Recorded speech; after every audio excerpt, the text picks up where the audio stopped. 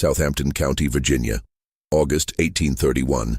Between the hours of 2 in the morning and dusk on August 23rd, 55 people were found dead across a 16-mile stretch of farmland. Men, women, children, entire families erased from existence in their own homes. The local newspaper refused to print the full list of names. The county courthouse sealed certain testimonies for 60 years. And when the military finally arrived, they killed more than twice as many people as had died in the original incident, most of them innocent. For over a century, Virginia textbooks would refer to these 48 hours only as the Southampton Incident, a vague phrase designed to obscure what actually happened. But the truth was written in blood across the tobacco fields of Tidewater, Virginia, in a series of calculated acts that would force America to confront a question it had been avoiding since its founding. What happens when people who have nothing left to lose decide they'd rather die free than live in chains? Before we continue with the story of Nathaniel Turner and the rebellion that shook the South to its core, I need you to do something for me. If you're watching this from Virginia, North Carolina, or anywhere in the American South, leave a comment telling me what state you're from. This story belongs to your history, whether your ancestors were taught about it or not. Hit that subscribe button, because what you're about to hear is a piece of American history that powerful people spent generations trying to bury. And make sure you've got time, because this story doesn't end the way anyone expected it to. The Virginia that Nat Turner was born into on October 2nd, 1800, was a place of profound contradictions. The man who had written "All Men Are Created Equal" just 24 years earlier had owned more than 600 human beings across his lifetime. The state that had given America 4 of its first 5 presidents was also home to one of the largest enslaved populations in the nation, nearly 500,000 people held as property. And Southampton County, where Turner would spend his entire life, embodied these contradictions more than most places. It was neither the brutal rice plantations of South Carolina nor the sprawling tobacco estates of the deeper South. It was something quieter, more insidious, a place where slavery wore a gentler mask but cut just as deep. Southampton County sat in the Tidewater region, where the land was losing its fertility after generations of tobacco cultivation. By the 1820s, the great plantation economy was giving way to smaller farms. White landowners were selling off their surplus slaves to the cotton plantations opening up in Alabama and Mississippi, a practice that tore apart families and sent people they'd known their entire lives into an abyss from which there was no return. The threat of being sold south hung over every enslaved person like a sword suspended by a thread. The county was roughly 60% black, about 7,600 enslaved people and 1,800 free people of color, compared to 6,200 whites. Jerusalem, the county seat, was a small town of barely 700 souls, built around a courthouse and a handful of churches. The landscape was flat and humid, cut through with swamps and dense pine forests. The Nottoway River snaked through the eastern part of the county, and beyond the farmland lay the Great Dismal Swamp, a vast wilderness where runaways sometimes disappeared for months or even years. Nathaniel Turner, who went by Nat, was born on Benjamin Turner's farm. His mother, Nancy, had been brought directly from Africa, and she passed down to her son a hatred of bondage that never dimmed. Nat's father, whose name has been lost to history, escaped when Nat was still young, vanishing into the north and leaving behind only the knowledge that freedom was possible if you were willing to risk everything for it. From childhood, Nat was different. He learned to read and write, an unusual thing for an enslaved child in Virginia. The White Turner family initially encouraged this, perhaps finding it amusing or useful. Nat devoured the Bible, and his intelligence was noted by everyone who knew him. He had a gift for preaching, for moving people with his words. But he also had visions, experiences he understood as divine communications. Once as a child, he described events that had happened before his birth with such accuracy that the adults around him were unsettled. Some of the enslaved people began calling him the Prophet. When Nat was 21, he ran away from his enslaver Samuel Turner, Benjamin's son who had inherited him. For 30 days, he tasted freedom, moving through the woods and swamps, living on his wits. Then something happened that would define the rest of his life. He returned voluntarily.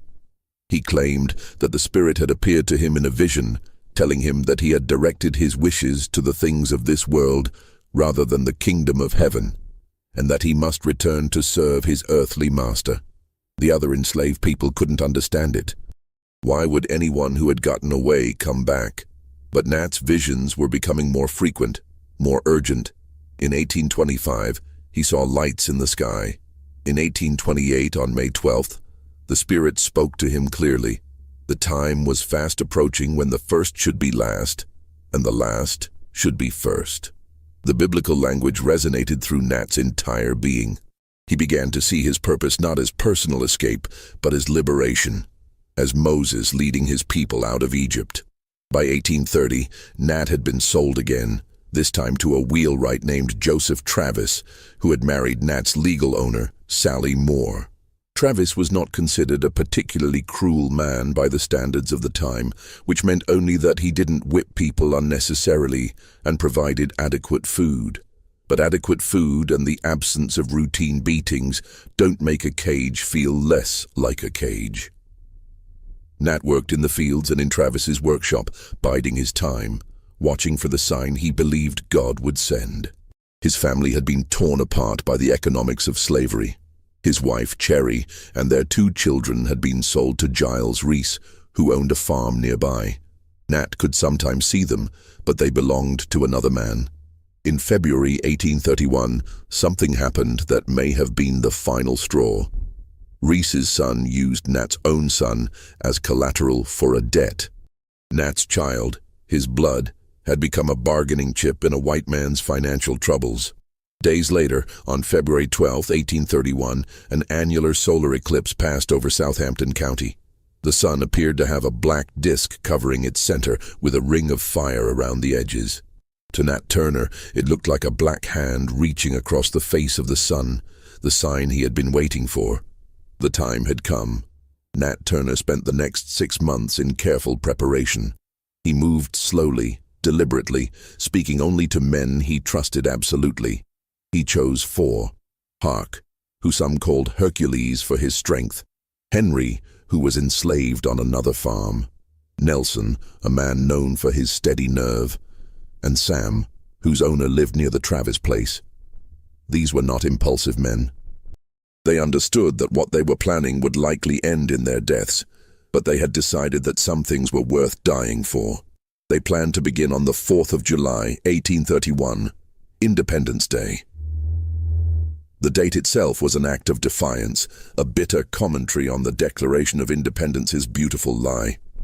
But Nat fell ill, and the date passed. They waited. They refined their plans. They tried not to think about what failure would mean. On August 13th, another sign appeared. The sun turned a bluish-green color, so strange that even white residents remarked on it in their letters and diaries. Modern historians believe it was likely caused by the volcanic eruption of an island off Sicily, particles in the atmosphere refracting the light in unusual ways. But to Nat Turner, it was divine confirmation. The hour had come.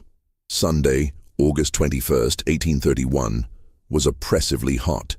The kind of heat that made the air itself feel heavy, that pressed down on the tobacco plants until they seemed to wilt in surrender. That afternoon, the conspirators gathered in the woods near Cabin Pond, deep enough in the forest that their meeting wouldn't be noticed. They roasted a pig.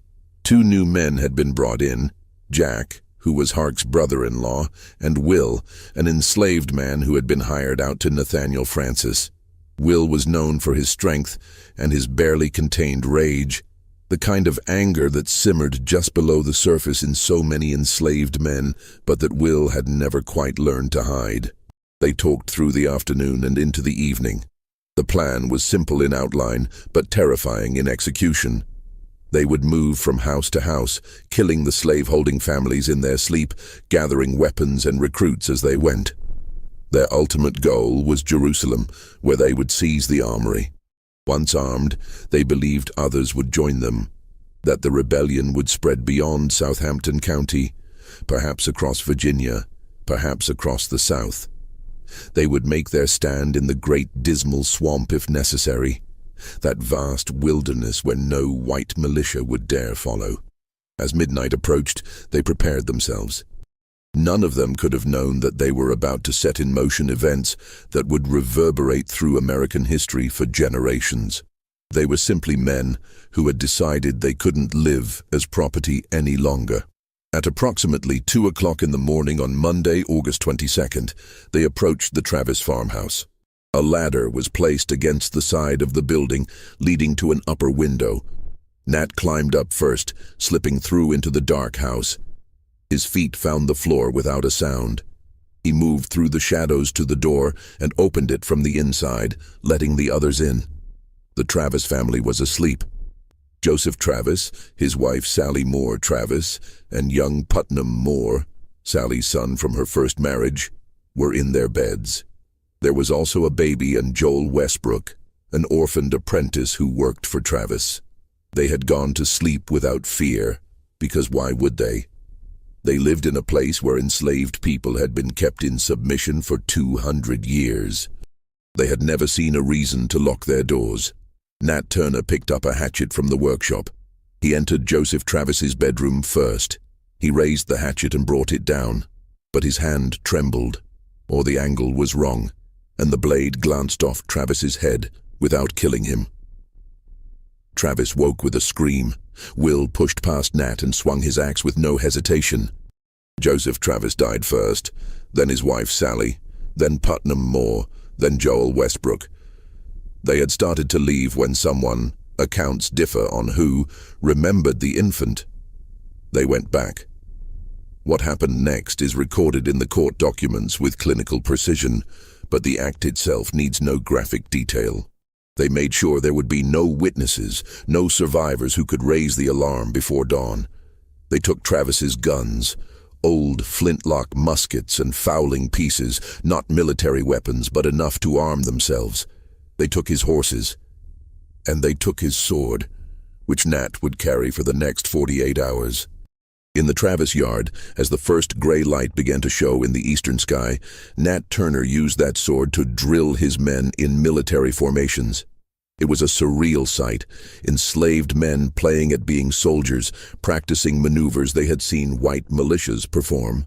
Austin, who had been enslaved at the Travis farm and hadn't been included in the initial conspiracy, joined them there. The group now numbered 8. They moved to Salathiel Francis's place next. Francis was a poor white farmer who owned one enslaved man. They killed Francis while he was still in bed. His enslaved man ran and they shot at him but missed. At each house they made the same grim calculation, speed versus thoroughness, the need to prevent anyone from riding ahead to warn others. At Piety Reese's farm, Nat made a decision that reveals something about his state of mind. His own wife, Cherry, and his children were enslaved there. He had the power in that moment to see them, perhaps to take them with him, but he passed by without stopping. Perhaps he knew that having his family with him would slow them down. Perhaps he wanted to keep them away from what was coming. Perhaps he knew that this was not a rescue mission but a war, and in war, personal concerns have to be set aside. We'll never know his reasoning, but the choice must have cost him something. They killed Piety Reese and her son. They critically wounded the farm's overseer, and they moved on. By mid-morning their numbers had grown. At some farms, enslaved men joined them immediately. At others, people refused, either from fear or from loyalty to their enslavers, or simply from the paralyzing uncertainty of the moment. The rebels understood. They didn't force anyone to join, though their very presence put every enslaved person in the county in danger by association. At Elizabeth Turner's farm, they killed the widow Elizabeth and her neighbor Mrs. Newsom, along with the overseer Hartwell Peebles. The group split here. Hark took 6 men on foot toward Henry Bryant's house, while Nat led 9 mounted men toward Catherine Whitehead's place. The Whitehead farm would be the site of the rebellion's largest casualty count. Catherine Whitehead was a widow. Her household included her elderly mother, her adult son Richard, 4 daughters, and a grandchild. When the rebels arrived, most of the family was still in the house. They didn't have time to run. It was here that Nat Turner personally took a life. One of Whitehead's daughters, Margaret, managed to escape the initial attack and ran for the woods. Nat pursued her. The accounts say he caught her some distance from the house, near a fence. He struck her with a fence rail, then used his sword. It was the only person Nat himself killed during the entire rebellion, a detail he would later confess to attorney Thomas Gray. Why he was willing to plan and lead a rebellion but reluctant to kill with his own hands is another question without an easy answer. Perhaps the divine visions that drove him to rebellion didn't extend to the physical act of taking life. Perhaps he understood his role as leader and strategist rather than executioner.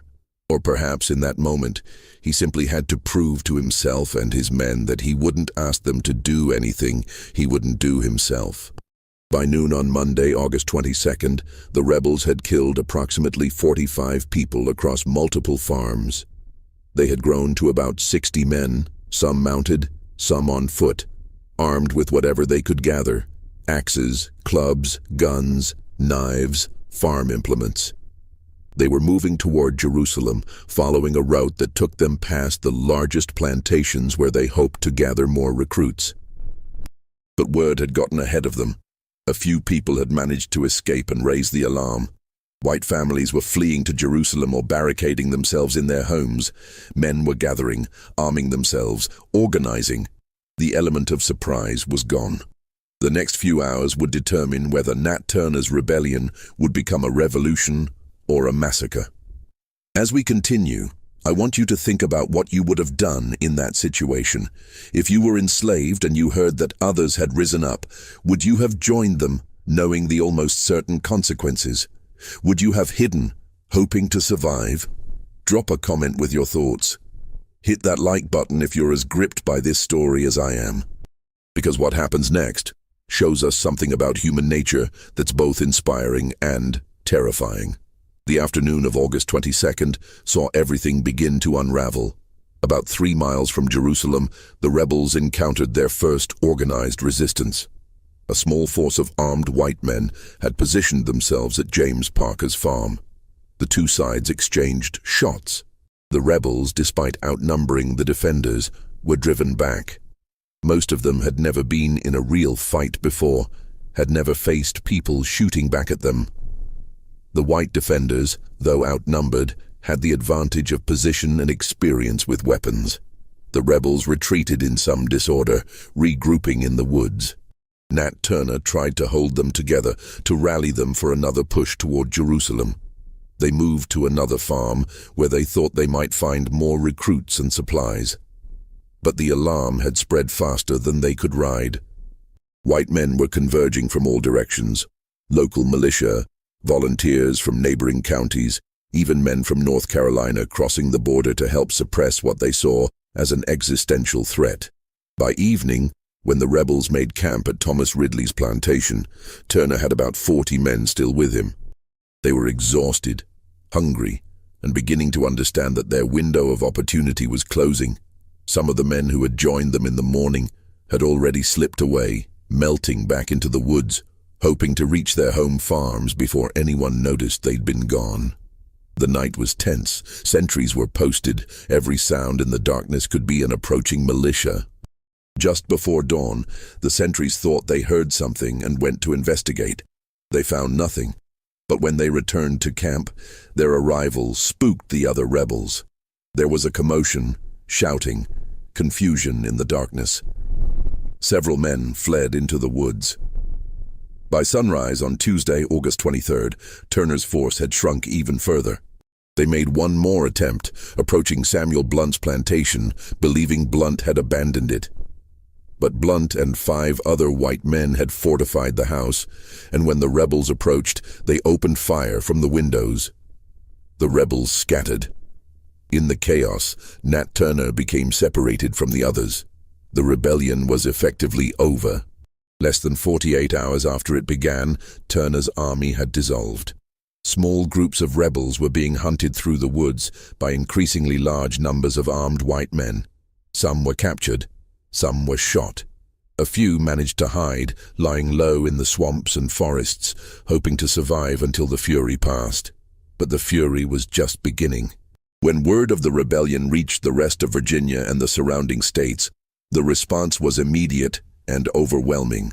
Within days, nearly 3,000 armed men converged on Southampton County, militia from Virginia and North Carolina, federal troops, volunteers who simply wanted to be part of putting down what they saw as a slave uprising. The number of armed men in Southampton County soon exceeded the entire white population of the area. What followed was a campaign of retribution that shocked even some of the white observers who witnessed it. Armed mobs moved through the county, seeking out anyone they suspected of being involved in the rebellion. They weren't particular about evidence. Black skin was evidence enough. A newspaper editor from Richmond who traveled to Southampton County to report on the events wrote that the white retribution was hardly inferior in barbarity to the atrocities of the rebels. White men, drunk on fear and rage, killed black people, enslaved and free, throughout the county. They mounted some of the heads on poles along the roads as warnings. They committed acts of torture trying to extract information about other conspirators. The exact number of people killed in this wave of violence will never be known. Contemporary accounts mention as many as 120 black people killed by white mobs in the days following the rebellion. Most were innocent of any involvement. Some had actually helped white families hide or escape. It didn't matter. The terror that white Virginians felt, the sudden understanding that the people they enslaved might hate them enough to kill them, manifested as indiscriminate violence. One company of militia from Hartford County, North Carolina, reportedly killed 40 black people in a single day and looted the bodies, taking $23 and a gold watch. Their captain, Solon Borland, condemned these acts, not because they were murder, but because stealing from dead slaves amounted to theft from the white men who owned them. Captured rebels were tried in special courts convened for the rebellion, courts of Oyer and Terminer, where judges rather than juries decided guilt. The trials were brief. Between late August and mid-November, dozens of enslaved people were tried. 30 were executed after trial. Several were transported out of Virginia, sold to the Deep South as punishment. The bodies of those executed were sometimes dissected or displayed as warnings, but Nat Turner himself was nowhere to be found. For 10 weeks, while Southampton County was occupied by thousands of armed men and white residents lived in a state of panic, Nat Turner hid in plain sight. He never left Southampton County. He stayed within a few miles of where the rebellion had started, moving between several hiding places he had prepared or discovered. The days immediately following the rebellion's collapse were perhaps the most dangerous. The woods were full of armed men hunting for rebels, and they weren't particular about who they shot. Any black person found away from their assigned place could be executed on the spot. The sound of gunfire echoed through the forests constantly during those first weeks. Sometimes men shooting at shadows, sometimes at actual fugitives, sometimes at people who had nothing to do with the rebellion, but had the misfortune of being in the wrong place. Turner's first hiding place was ingenious in its simplicity. He had found a massive pine tree that had fallen during a storm, its root system pulling up a disk of earth nearly 6 feet across. The space beneath where the roots had been created a natural cave, and Turner had enlarged it, digging deeper into the sandy soil. He lined the space with pine needles and covered the entrance with fence rails he'd taken from a nearby property, then concealed the rails with branches and leaves. Unless you knew exactly where to look, unless you were standing directly on top of it, you would walk right past. He lay in that hole for 6 weeks. Think about that. 6 weeks in a space barely large enough to lie down in the August and September heat of Virginia. The temperature inside must have been stifling. The humidity would have made the air feel like soup. He had no light except what filtered through the gaps in his concealment. He could hear everything happening outside. The search parties, the dogs, the occasional shot fired when someone thought they'd spotted something. At night, when the searches temporarily stopped, he would crawl out just far enough to reach a small spring about 20 yards from his hiding place. He would drink, relieve himself, and retreat back into his hole before dawn. He didn't dare start a fire. He ate what food was left for him by people who knew approximately where he was, enslaved people from nearby farms who risked their own lives to keep him alive. One of these people was a woman whose name has been lost to history. Court documents reference her only as a negress from the vicinity, who was questioned about supplying Turner but never charged, perhaps because the authorities couldn't prove she'd done it knowingly. She would leave cornbread wrapped in cloth near certain trees, or sweet potatoes buried in shallow holes, marked with specific patterns of stones. Turner would find these caches at night and take what he needed, always being careful to disturb the area as little as possible. The psychological toll of those weeks is impossible to imagine. Turner lay in darkness, listening to men hunting him, knowing that dozens of people had been killed because of what he'd started. He knew that innocent people, people who'd had nothing to do with the rebellion, were being executed. He knew his wife had been tortured for information. He knew that every day he remained free, more people might die in retaliation. But he didn't surrender.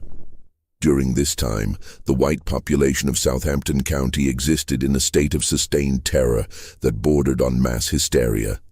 Families who had lived peacefully for generations suddenly couldn't sleep at night. Men sat up with loaded guns, jumping at every sound. Women refused to be alone in their houses. Children were kept inside. The normal rhythms of agricultural life were disrupted because people were too frightened to work in their fields. Rumors spread wildly. Some people claimed Turner had escaped to the north. Others swore they'd seen him leading a new group of rebels in the Great Dismal Swamp. There were reports, all false, of other uprisings planned in neighboring counties. A woman in Sussex County claimed she'd overheard enslaved people talking about joining Turner. The men she accused were arrested and questioned. 2 were executed based on nothing more than her testimony about a conversation she might have misheard or fabricated. The military occupation of Southampton County was extraordinary. 3,000 armed men in a county of about 15,000 people total. They set up checkpoints on the roads. They searched homes, black and white, looking for weapons or evidence of conspiracy. They interrogated people. The questioning wasn't gentle. Men and women were whipped to extract information. Some were tortured in ways the newspapers of the time declined to describe, saying only that methods were employed that no Christian should contemplate. Governor John Floyd in Richmond received daily reports about the situation. His private correspondence from this period reveals a man deeply shaken by the rebellion's implications. In letters to other governors, he suggested that northern abolitionists must have been involved. The idea that enslaved people could organize such an action on their own was too threatening to accept. He proposed new laws restricting not just the movements of enslaved people, but also the activities of white people who might sympathize with abolition. The fear wasn't limited to Virginia. News of the rebellion spread through the South like wildfire, carried by newspapers, letters, and travelers. In North Carolina, South Carolina, Georgia, Alabama, anywhere slavery existed, white communities tightened their control. Slave patrols increased their frequency and brutality. Laws were passed or strengthened. The brief period in the 1820s, when some Southerners had quietly questioned whether slavery was sustainable, came to an abrupt end. After 6 weeks in his initial hiding place, Turner's supplies ran out. The person who had been leaving food for him, perhaps the unnamed woman, perhaps others, could no longer do so safely. The area around his hiding place was being watched too closely. He made a decision. He would emerge at night and try to learn what was happening, to see if the massive search had diminished, to figure out his next move. For the next 2 weeks, Turner became nocturnal. He would leave his hiding place after dark and move through the county like a ghost, staying to the forests and swamps, avoiding roads and houses. He listened at the edges of properties, hearing conversations. He learned that most of the militia had gone home, that the sense of immediate crisis had passed. He learned that his men had been captured or killed. He learned that trials were being held in Jerusalem. On several occasions, he came close to being discovered. Once, while drinking from a stream, he heard dogs approaching and had to climb a tree, pressing himself against the trunk while a search party passed beneath him, their lanterns casting moving shadows through the woods. Another time, he nearly walked into a group of men camped in a clearing, discovering them only when he heard their voices and smelled their fire. He also learned, during these night travels, what the rebellion had cost. He overheard white men talking about the reprisals, about the number of black people killed. He heard them joke about it, describe it casually, as though they were discussing hunting deer rather than executing human beings. Whatever moral justification Turner had constructed for the rebellion, and he clearly believed it was divinely ordained, had to be weighed against the reality of what had followed. During this period, Turner apparently never tried to leave Southampton County.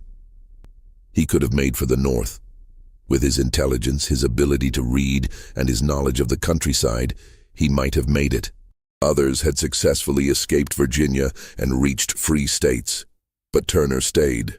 Some historians argue he was waiting for another opportunity, that he still believed the rebellion might reignite if he could gather more followers.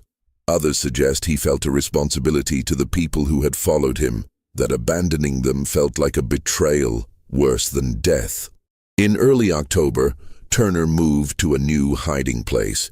This one was even more audacious, a cave-like depression beneath another fallen tree, this one on land belonging to a man named Peter Edwards. It was less than a mile from where the rebellion had started. The authorities had already searched this area multiple times. Perhaps Turner figured they wouldn't search it again, or perhaps he simply ran out of options. He dug deeper into this new hiding place, creating a space large enough to sit up in. He gathered provisions, roots, wild plants, anything he could forage at night. He settled in for what he must have known couldn't last forever. Every day he remained hidden was another day alive, but the odds were catching up with him.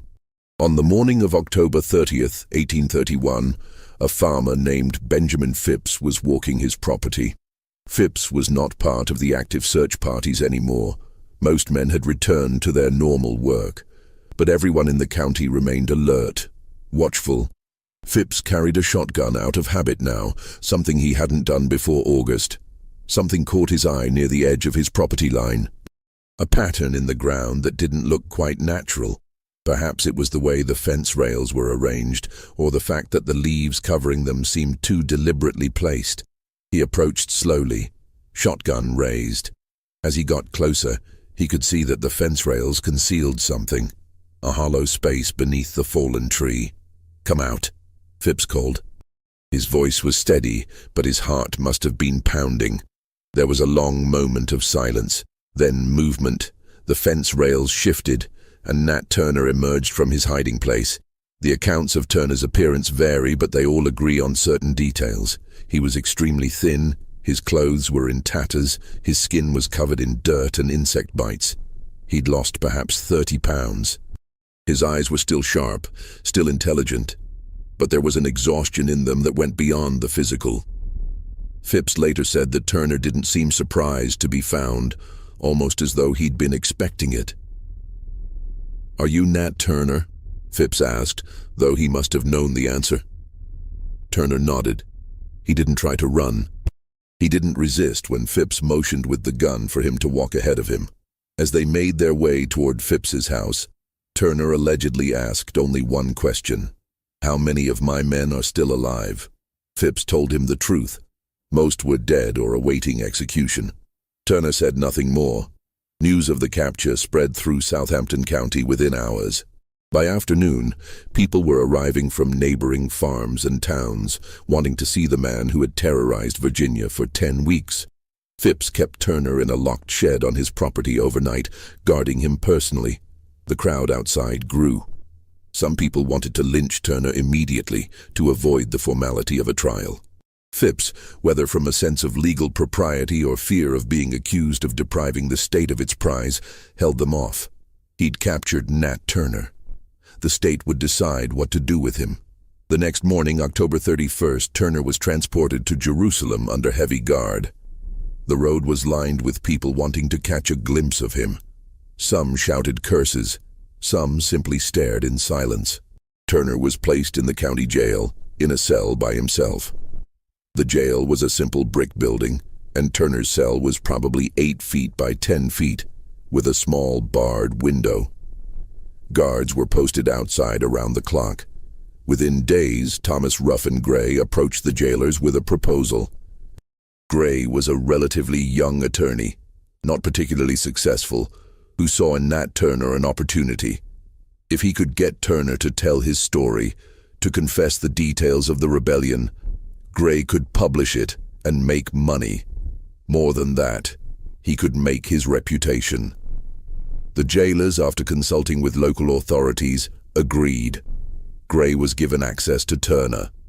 What followed was one of the most remarkable documents in American history, though historians still debate how much of the Confessions of Nat Turner represents Turner's actual words and how much is Gray's interpretation or invention.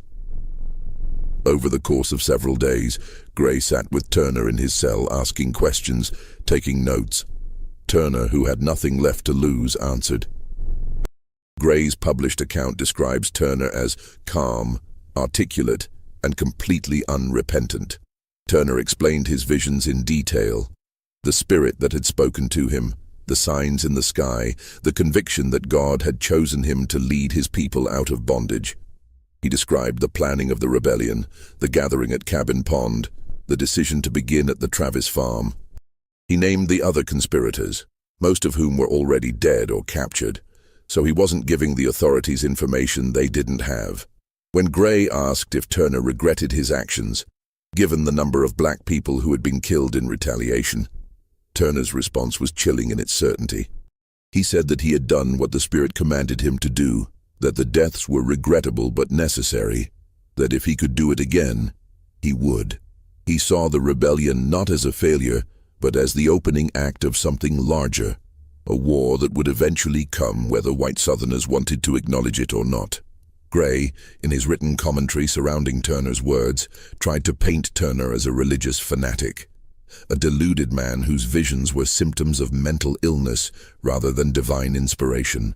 But Gray couldn't completely obscure the intelligence in Turner's responses, the coherence of his reasoning within his own theological framework. Readers of The Confessions were left with an uncomfortable realization. Nat Turner wasn't insane. He was a rational man who had made a rational calculation that death was preferable to slavery, and that any action taken against slavery, no matter how violent, was justified. The publication of The Confessions was delayed until after Turner's trial, but Gray was already preparing the manuscript, already negotiating with printers. He had Turner sign each page of the confession, authenticating it. Whether Turner fully understood that Gray was going to profit from his words is unclear. Perhaps he simply wanted his story told, wanted people to understand why he'd done what he'd done. Turner's trial was held on November 5, 1831, just 6 days after his capture. It wasn't a trial in any meaningful sense. The outcome was predetermined. But Virginia law required certain procedures to be followed, even for enslaved people accused of rebellion. Turner was provided with an attorney, James Strange French, who was appointed by the court.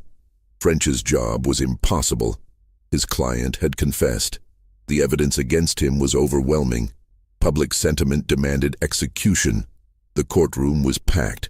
People had traveled from across Virginia to witness the trial. Armed guards stood at every entrance. Turner was brought in wearing chains. The charges were read: conspiring to rebel and making insurrection. In Virginia in 1831, these charges carried only one possible sentence. The prosecution presented its case quickly.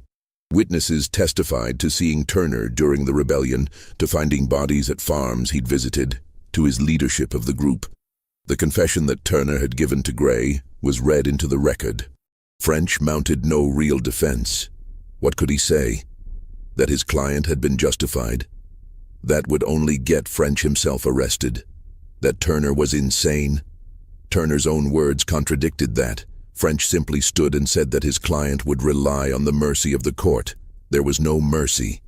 The judges, there was no jury in these special courts of Oyer and Terminer, deliberated for less than an hour.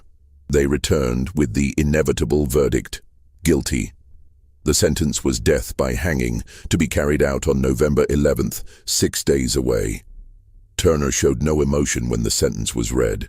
He'd known what was coming. Perhaps in his mind, he'd accepted death weeks ago, during those long days and nights hiding beneath the fallen trees. Perhaps he'd accepted it in August, when he first raised a hatchet against Joseph Travis. Or perhaps he'd never feared death at all, believing that what came after would be better than what he'd lived through. In the 6 days between his sentencing and execution, Turner was visited by several people. Some were curiosity seekers who'd bribed the guards for a chance to see the notorious rebel. Others were ministers who tried to get him to renounce his visions, to confess that he'd been misled by Satan rather than inspired by God. Turner refused. He maintained until the end that he'd acted according to divine will. On November 11, 1831, at approximately noon, Nat Turner was led from his cell to the gallows that had been erected near the courthouse in Jerusalem. The crowd that gathered to watch his execution numbered in the hundreds, perhaps more than 1,000. They came from all over southeastern Virginia, from North Carolina, even from as far as Richmond. Some came out of anger, wanting to see justice done. Others came out of morbid curiosity. A few, though they didn't dare show it, came to honor a man they saw as a martyr. Turner walked to the gallows without assistance. His chains had been removed for the execution. There was no point in them anymore. He climbed the steps. The executioner was Edward Butts, the deputy sheriff of Southampton County. A minister offered one last chance for Turner to repent. Turner declined. When asked if he had any final words, Turner reportedly said only, "Was not Christ crucified?" The hanging itself was quick. The trapdoor opened, Turner dropped, his neck broke. He died almost instantly.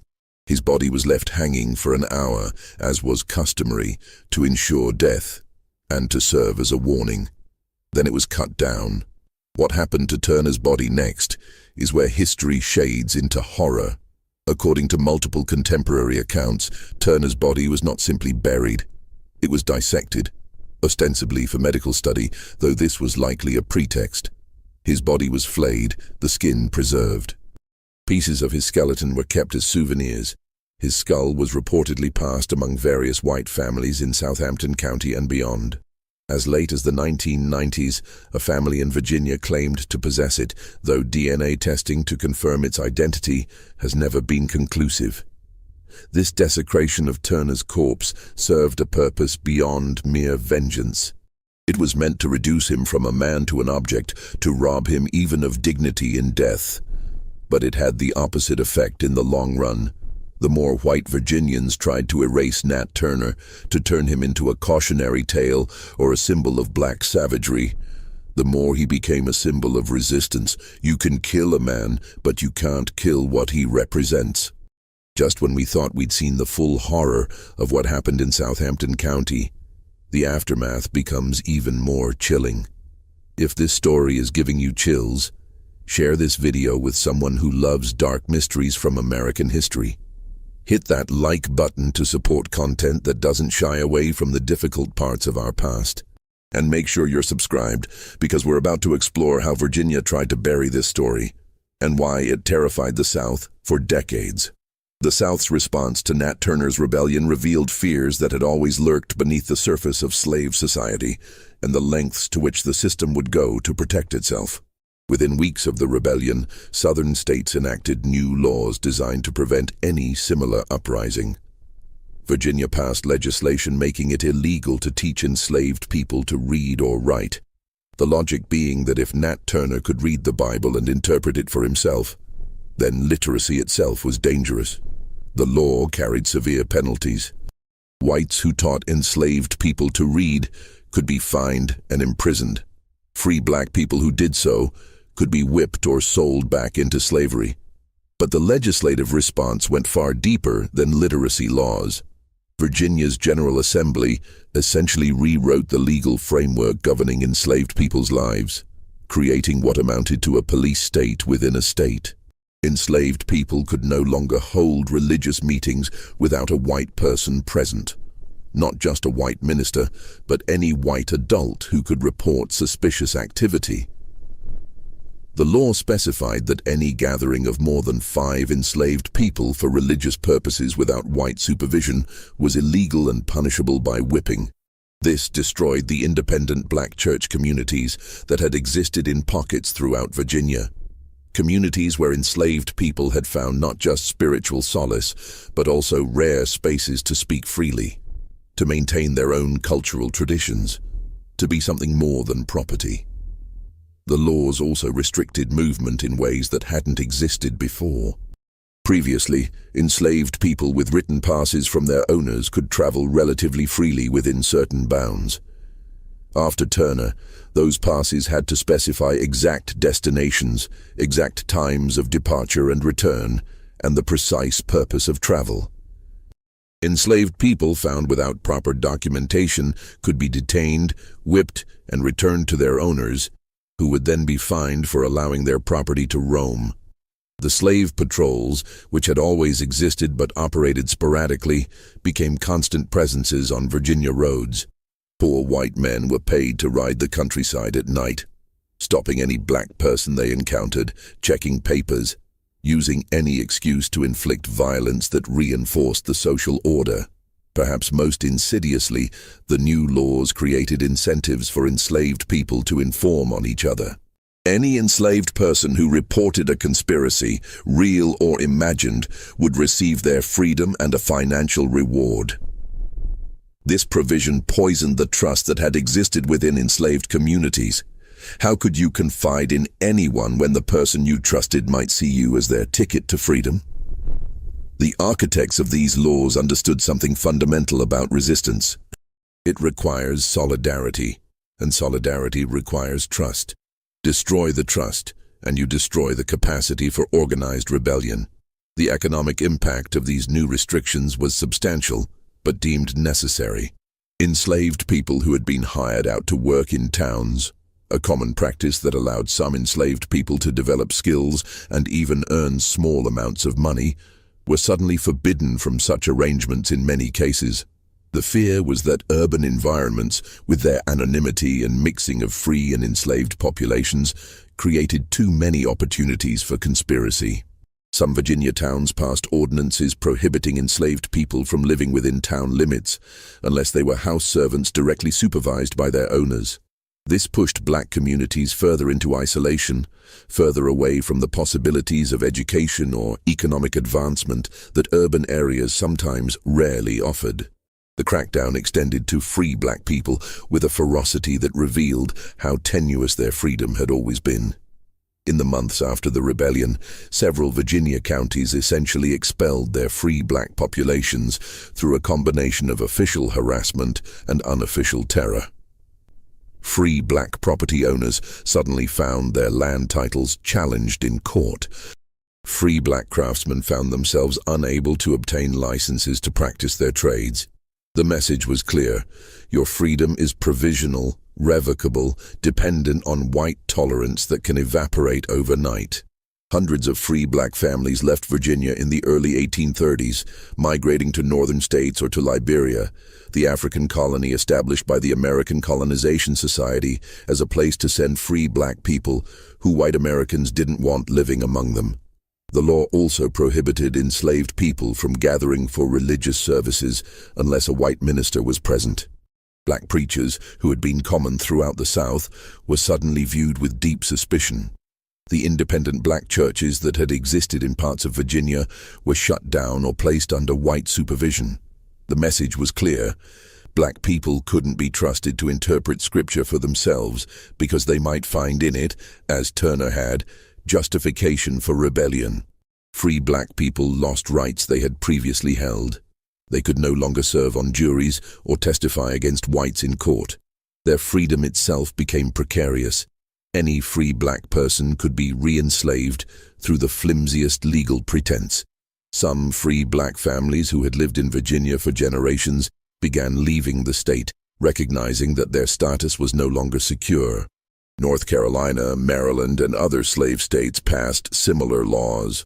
The effect was to make slavery more totalitarian, more complete.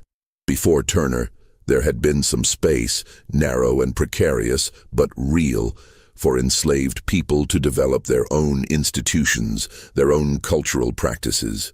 After Turner, that space collapsed. The system tightened its grip. The psychological impact on white Southerners was profound and lasting. The rebellion shattered a fundamental assumption that many slaveholders had held, that their enslaved people knew them personally, even had affection for them, and therefore would never harm them. Joseph Travis, in whose home the rebellion began, was not known as a particularly cruel owner. By the standards of the time, he was considered reasonable. Yet Nat Turner, who had lived and worked alongside Travis, had killed him without hesitation. This deeply unsettled slaveholding families throughout the South. If a good master could be murdered by his slaves, then no one was safe. The paternalistic mythology of slavery, the idea that enslavers and enslaved existed in a relationship of mutual, if unequal, obligation, became harder to sustain. This paranoia manifested in daily life in countless small ways. White women who had previously thought nothing of being alone with enslaved servants suddenly insisted on having other white people present. Knives and other potential weapons were locked away at night. Some families began sleeping with loaded pistols under their pillows. Children were taught to be wary of the enslaved people who raised them, fed them, cared for them. The intimacy that slavery forced between enslaver and enslaved, the fact that enslaved people worked in the most private spaces of white households, handled their food, cared for their children, became a source of constant gnawing anxiety. The rebellion also accelerated trends that were already reshaping Southern slavery. The domestic slave trade, which had been growing since the constitutional prohibition on importing enslaved people from Africa took effect in 1808, exploded after Turner's rebellion. Virginia and other Upper South states, where soil exhaustion was making large-scale agriculture less profitable, became exporters of enslaved people to the expanding cotton plantations of the Deep South. Thousands of enslaved people from Virginia were sold south in the 1830s and 1840s. This served multiple purposes. It was profitable for cash-strapped Virginia planters. It reduced the concentration of enslaved people in areas like Tidewater, Virginia, where they outnumbered whites. And it broke up potential networks of resistance by scattering communities. The terror of being sold south became one of the most powerful tools of control in the Upper South. Enslaved people in Virginia knew that Alabama, Mississippi, and Louisiana had reputations for brutal conditions, that being sold there often meant never seeing family again, that the work in the cotton fields was harder and the overseers more vicious than anything in Virginia. The threat of sale south hung over every enslaved person, a punishment worse than whipping because it destroyed everything: family, community, any small familiarity or security you'd managed to build. Parents told their children to be obedient, to never give cause for complaint, because the alternative was being sold away. The internal colonization of the Deep South was built partly on the fear that Nat Turner had created. The rebellion killed whatever remained of the gradual emancipation movement in Virginia. In the months after Turner's execution, approximately 2,000 Virginians petitioned their legislature to begin dismantling slavery. These weren't radicals or abolitionists. Many were slaveholders themselves who had come to see slavery as economically inefficient or morally troubling. Thomas Jefferson Randolph, grandson of Thomas Jefferson, introduced a bill calling for gradual emancipation. The debate in the Virginia General Assembly in January 1832 was remarkably open, perhaps the most honest public discussion of slavery that would occur in Virginia until after the Civil War. For several weeks, legislators actually discussed whether slavery was moral, whether it was economically beneficial, whether Virginia would be better off without it. Some argued that slavery degraded white laborers by associating work with bondage. Others pointed out that Virginia's economy was stagnating while northern states that had abolished slavery were prospering. A few even acknowledged the basic injustice of the system. Delegate Thomas Jefferson Randolph argued that gradual emancipation would allow Virginia to transition to free labor while compensating slaveholders for their property loss.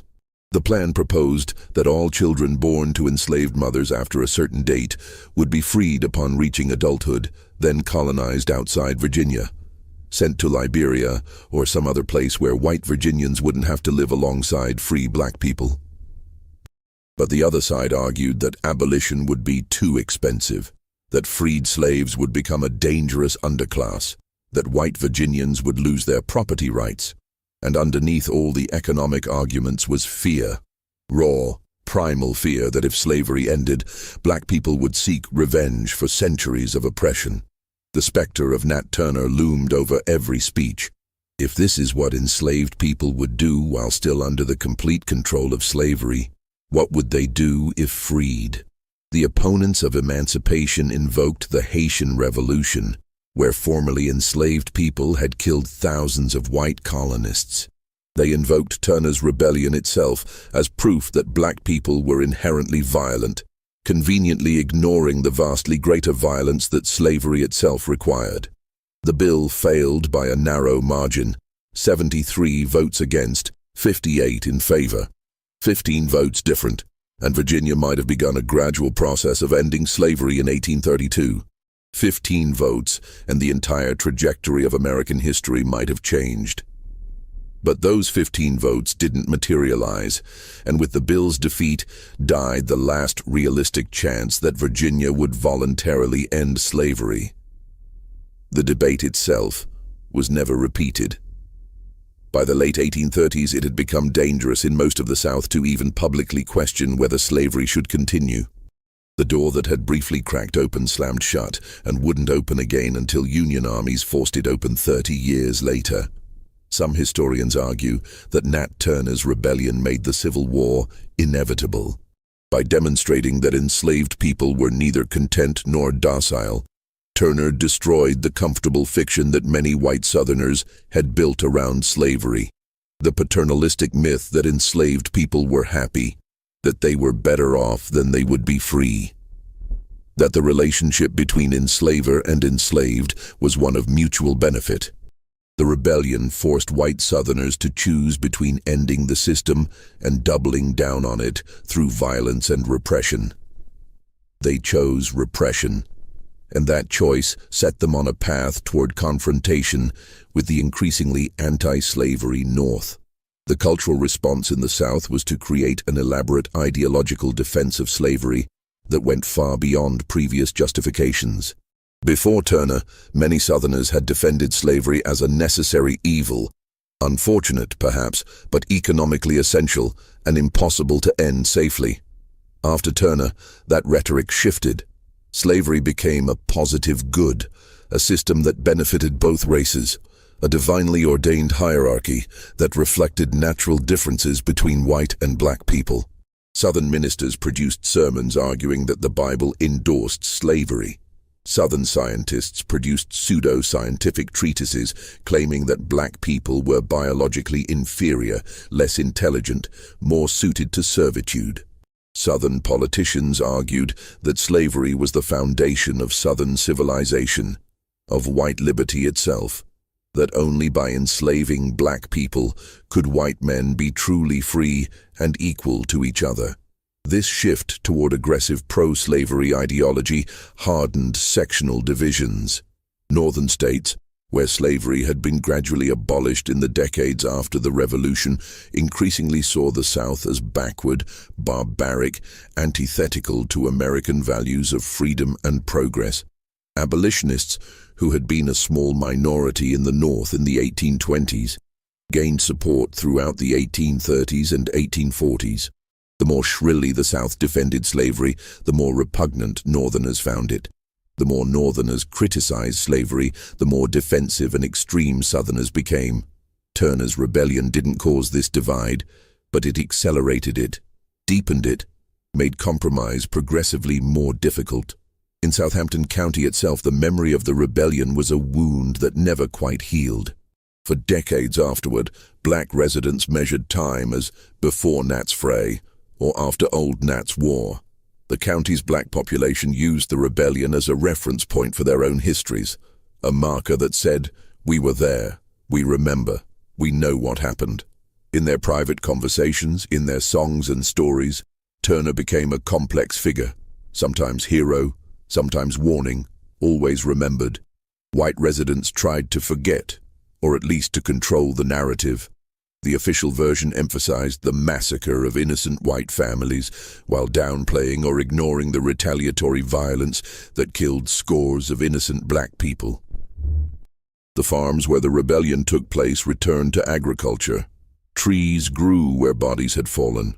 Life went on, as it always does, but the events of those 48 hours in August 1831 had changed something fundamental in American consciousness. The families of the white victims carried their trauma forward. Children who had hidden in closets or fled through swamps while their parents were killed grew up with nightmares. Some left Southampton County entirely, unable to live in places where such horror had occurred. Others stayed but never felt safe again. The Vaughn family, who lost several members in the rebellion, kept their house, but reportedly couldn't bear to live in the rooms where people had died. The psychological scars passed down through generations. Grandchildren heard stories of that August night, absorbed the fear, the anger, the sense of betrayal that their ancestors had felt. Cherry Turner, Nat's wife, faced unimaginable cruelty in the weeks after the rebellion. Authorities wanted her to reveal her husband's hiding places, his plans, anything that might help them understand how the rebellion had been organized. Under the lash, she gave up some papers, possibly Nat's journal entries, though if they existed, they've been lost to history. Whether she actually knew where Nat was hiding, or whether she was tortured simply because she was his wife, we'll never know. She and her children survived, but what became of them after the rebellion is largely unknown. They disappear from the historical record, as so many enslaved people did. Their stories lost because no one with power thought them worth recording. Did Cherry Turner ever speak to her children about their father? Did she tell them he was a hero or a cautionary tale? Did she remarry, live to see emancipation 34 years later, die before freedom came? We don't know, and that absence of knowledge is itself a kind of violence. The erasure of black women's experiences from history. The rebellion's influence extended far beyond Virginia. In the North, abolitionists seized on it as proof that slavery could not be maintained without extraordinary violence and oppression. William Lloyd Garrison, whose anti-slavery newspaper The Liberator had begun publication just months before the rebellion, found himself accused by Southerners of inspiring Turner. Though there's no evidence Turner had ever heard of Garrison or his newspaper. Garrison published excerpts from letters he received from Southerners threatening his life if he ever set foot in their states. He responded by intensifying his attacks on slavery, arguing that the system was inherently violent and could only be maintained through terror. Turner's rebellion gave abolitionists a powerful rhetorical weapon. Look what slavery drives people to do, they argued. Look at the desperation, the violence it creates on both sides. For enslaved people throughout the South, Nat Turner became a controversial and complex figure. Some saw him as a hero, a man who had struck a blow against an evil system. In the secret spaces where enslaved people could speak freely, in the quarters at night, in the fields when no overseers were watching, Turner's name was invoked with reverence. Songs were created about him, though the lyrics were coded oblique, because to openly praise Turner meant death. These songs survived in oral tradition, passed down through generations, modified and adapted but preserving the core memory. A man who refused to accept slavery, who fought back, who proved that resistance was possible even if success wasn't. Others saw Turner as someone whose actions had made their own lives more difficult, had brought down repression on all black people in the South. The new laws restricting movement, prohibiting gatherings, ending education, these affected everyone, not just those who had supported the rebellion. Some enslaved people felt that Turner's rebellion had been premature, that it had sacrificed lives without achieving lasting change. In conversations reconstructed by historians from later testimonies, We hear enslaved people debating whether Turner had been brave or reckless, whether his actions had advanced the cause of freedom or set it back. Both perspectives were valid. Turner had proven that rebellion was possible, but he had also proven how swiftly and brutally it would be crushed. In the years before the Civil War, Turner's name became a kind of code. If enslaved people whispered about Old Nat, whites understood it as a veiled threat. If abolitionists invoked Turner's name, Southerners heard it as incitement to violence. The rebellion had entered the realm of myth, and like all myths, it meant different things to different people. For some, Turner was a monster. For others, a martyr. For still others, a tragic figure whose courage couldn't overcome the structural realities of power. The publication of The Confessions of Nat Turner ensured that Turner's story would not be forgotten, though it also allowed whites to frame the narrative. Thomas Gray's account, with its emphasis on Turner's religious fanaticism, helped white readers dismiss Turner as a madman rather than a revolutionary. But the confession was widely read in the North as well, and Northern readers often drew different conclusions. They saw in Turner's words not madness but desperation, not fanaticism but faith. The same text that Southerners used to justify increased repression became, in Northern hands, evidence of slavery's moral bankruptcy. Frederick Douglass, who escaped slavery in 1838, later wrote about Turner as one of the heroes of the black freedom struggle. Douglass understood something that white Americans preferred to ignore: that Turner's violence, however terrible, paled in comparison to the systematic violence of slavery itself. A system that tore families apart, that worked people to death in fields, that whipped and tortured and raped and murdered with impunity.